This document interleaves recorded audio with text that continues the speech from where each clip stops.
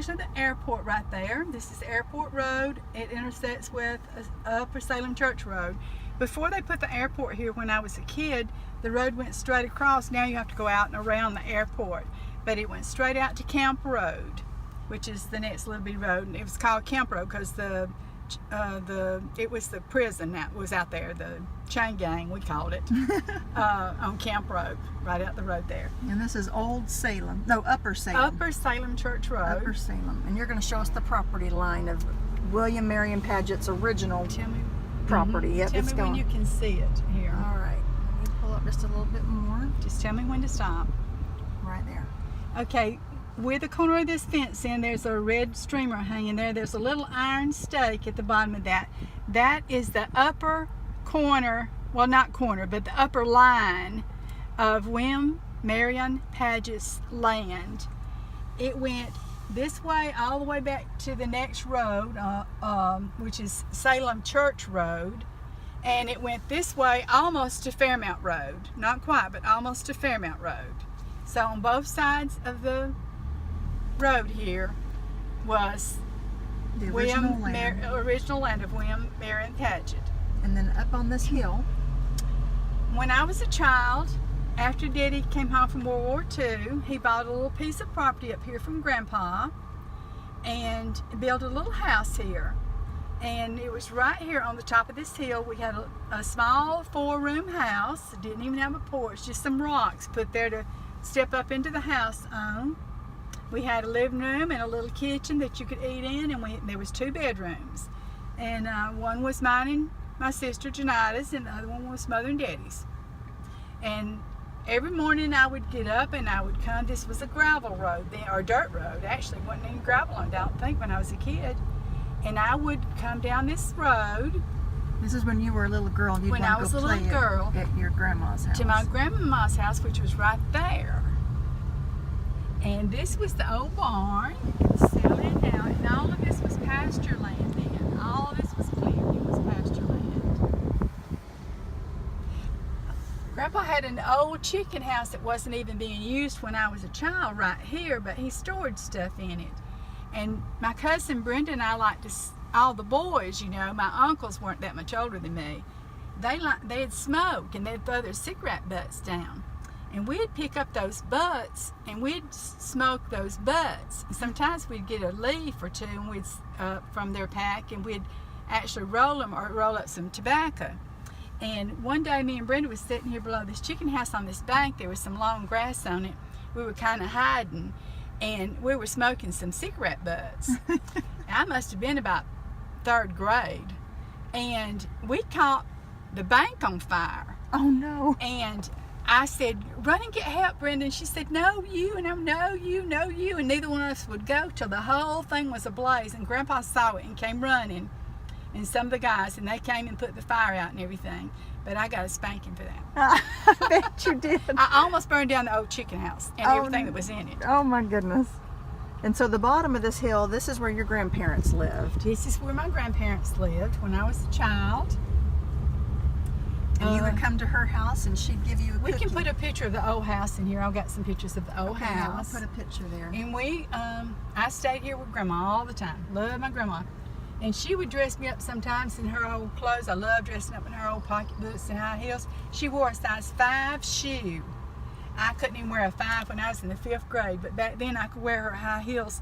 And I would have the old long dress on, belted up with some string or something, and a pocketbook, and loaded down with beads, and a big old hat on, because Grandma always had hats.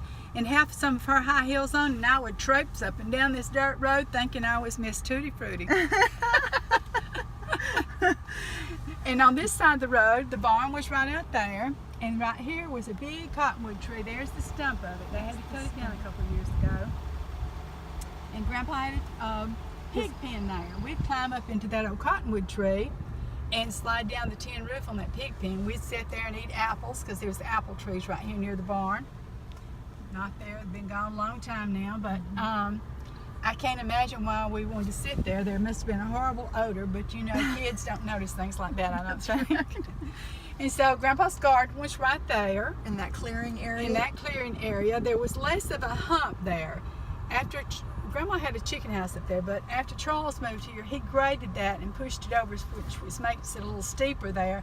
And there is a go-kart racetrack there now. They had races here for 20 or 30 years. Charles flagged after he wasn't driving anymore. And his son Chuck, who lives here now, was big into racing. So was his daughter Sheila. And of course the whole family's into racing. Chuck still races. See the old cars? And I do, yeah. when I was a kid, there's just old junk race cars sitting all over this farm everywhere. And then on that bank, that was his garden on this area that went all the way down to the tree line. And he would grow, you were telling me about what? That was a garden, vegetable garden, just for, you know, vegetables that you would normally have in a garden. And on the bank? On the bank, he had strawberries planted, and he had some huge strawberries. I think he put some of that chicken manure out of the chicken houses on them, because they would be huge. Huge strawberries all along that bank. And this little road, there was a old car house up there. Grandpa kept his old car in, and there's a little road went right down through there, and there was an outhouse. And you go on past the outhouse, there was a bunch of farmland back in there that Grandpa tended, and back there you came to the top of the second set of Padgett Falls. It was back in Way there. back in the back. And right there where that garage, Chuck's got his racing car and everything in that garage now, was an old smokehouse. Wow. Grandpa killed hogs all the time, and all other kind of meat too, and they kept it in that smokehouse right there. Some good old fried food came out of that smokehouse. Oh, I bet. Yeah. And then so when you were a kid, you'd come down that big old hill down to Grandma's house. And it didn't seem big back then, but it does today. And then you would come down over here on the other side of the street is the top of the falls then. The barn was back in there, and all this was pasture land. Pull up just a little bit more. You can see, pull up just a little bit more. You can see the barn falling down over there. All that was just pasture land, clear as everything. Grandpa had some big bushes of blackberries down there. He loved blackberry pie. That was his favorite, blackberry cobbler. And he had these big, huge things. And the way he would pick the strawberries from the center of them is he'd take a plank, about a 10-foot plank, and he'd lay it down right in the middle of those blackberry bushes so he could walk in there and pick the blackberries. Wow, so he had strawberries and blackberries and apple trees. He had beehives up there above the house. Wow. Raised bees. He had fruit trees. He raised and sold produce for years up at Jasper.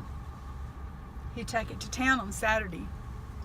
Wow. And sell produce. And yeah, this pasture goes right down to where the chicken houses and the old home place of William Marion Padgett and his wives and children was, and to the top of the waterfalls. And that's where you would slide down the waterfalls and play. Play and play.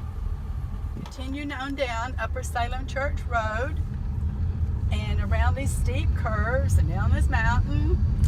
Beautiful view.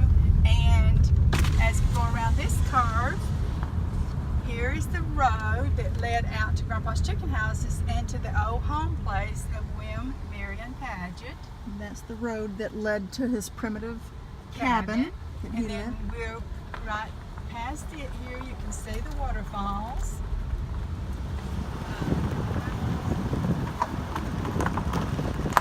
Okay, and here, right past the little road, is the waterfalls. The paved road is going out. We're on a gravel road now. And difficult to see the falls now because they've grown up. And they run into Padgett Creek. Okay, we're down to the bottom of the hill now. And we're still we're Upper Salem Church Rd on the dirt part, gravel part. And we're coming to the creek in the one-lane bridge. This is Padgett Creek. And here is the wall that Grandpa and Uncle Enoch built. We're crossing the bridge. That's my barn back in there. You can see in the background. And my house is up on the hill. And that's where you live now. So you still live on the original land from William Marion Padgett that's been passed down from father to father and then to you. I do. And on this side, I don't know if you can get it or not. The creek goes on up that, comes down from up the falls, other side of the falls, the second set of falls back in there. There are beautiful creeks and waterfalls everywhere. And this on the left is where Grandpa and them moved to after their father died. Grandpa, Enoch, Rhoda, and Phoebe. They moved here. Uncle Jasper's land is not too far in the direction on the right. That's Jasper Padgett that married Millie. Millie And Padgett. he cut this little road right here, Padgett Road. It's a county road, but you can't go through it now. He cut this little road right here back to his property so he could get to Grandpa and Uncle Enoch and all of them a little easier. And that's back And that road. also down that road is where the beech spring, the beech tree, one of the landmarks of the old deeds, is logged. Up on the hill is the rock that shows on the old deeds where the land starts. And then it runs the line right down through here and goes way down that little drain ditch there down to the beech tree. We're back to the beech tree. And there's a whole video about the beech tree being on the landmark deed. It's one of the main markers of the land. And That where's runs that? along here that you can see is the upper line. I call it the upper line. It's the line that runs along Salem Church Rd, not Upper Salem. And that's the original line on this side of the Padgett land.